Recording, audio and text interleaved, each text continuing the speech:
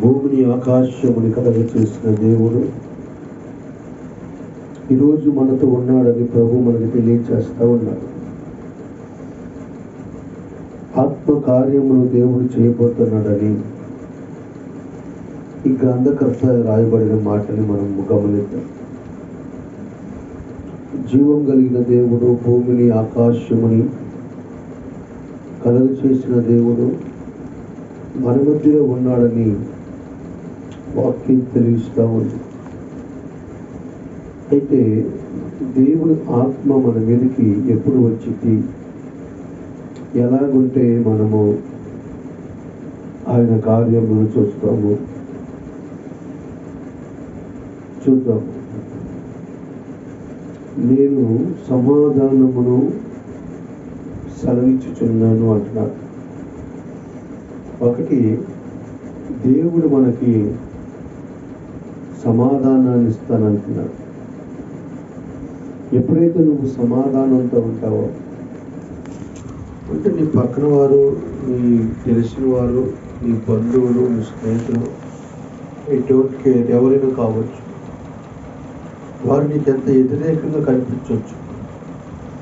కానీ నువ్వు సమాధానంగా ఉండగలిగితే, కొన్నిసార్లు నీకు కలుగుతున్న పరిస్థితులను బట్టి నువ్వు అలజడిలోకి వెళ్ళిపోవచ్చు. అప్పుడు కూడా నువ్వు సమాధానంగా ఉండాలట. ఇక్కడ దేవుడు వాక్యం అంటుంది, నీకు దేవుని ఆత్మ నీ మీదకు వచ్చి నీ భయాన్ని తొలగించాలంటే నువ్వు సమాధానంగా ఉండాలట. ఎన్ని సమస్యలు నీకు ఎదురైనా, ఎన్ని ఇబ్బందులు నీకు ఎదురైనా, ఎన్ని ఆటంకాలు నీకు ఎదురైనా నువ్వు సమాధానంగా ఉంటే ఖచ్చితంగా దేవుని ఆత్మ నీ మధ్యకు వచ్చి నిన్ను ఆయన నీ భయాలన్నింటిలో నుంచి విడిపిస్తాడని ఇక్కడ వాక్యం మనకి రాయబడ ఉంది. చెరుబ్బాయిలని ధైర్యపరుస్తున్నాడు దేవుడు. దేనికి నువ్వు కలవరపడుతున్నావు, దేనికి నువ్వు కంగారు పడుతున్నావు, సమాధానంగా ఉంటూ అంటున్నాడు. అంత మాత్రమే కాదు, కానీ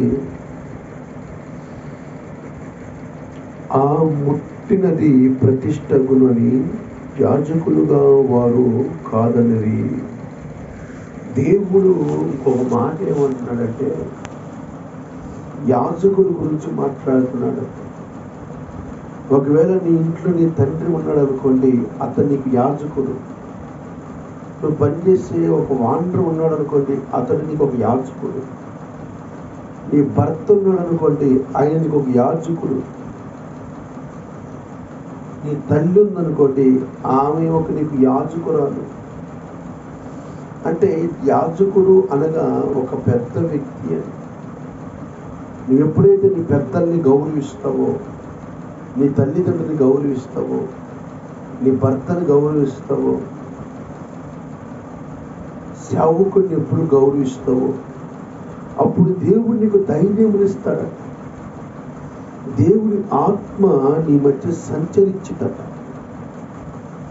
ఈ రోజున నువ్వు నీకన్నా పెద్దవారిని నువ్వు గౌరవించగలిగితే, వారి మాటను వినగలిగితే, నిశ్చయంగా నా దేవుడు అంటున్నాడు, నేను నీ భయాన్ని తొలగిస్తాను.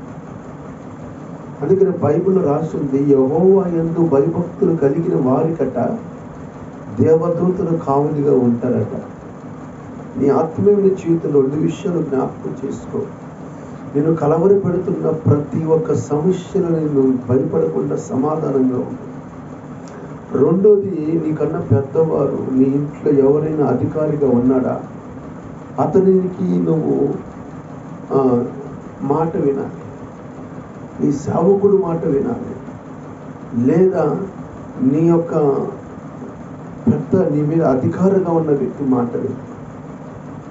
ఎప్పుడైతే నువ్వు పెద్దల్ని గౌరవిస్తావో, ఎప్పుడైతే నువ్వు యాజకుల్ని గౌరవిస్తావో, ఖచ్చితంగా నిన్ను దేవుడు నీకు ఆయన ధైర్యాన్ని ఇస్తాడట. నిశ్చయంగా ఆయన నీకు సమాధానాన్ని కలుగజేస్తాడట. అలాంటి 2 లక్షణాలు నీలో ఉండాలి. ఉదయకాలంలో పరిశుద్ధ ఆత్మతో మాట్లాడుతున్నాడు. దేవుడి మాటను దీవించి మన హృదయాల్లో ఫలింపజేసి మనకి దేవుని ఆత్మ కలగజేసి ఆయన ధైర్యమును మనకు అనుగ్రహించును కాక. ఆమేన్.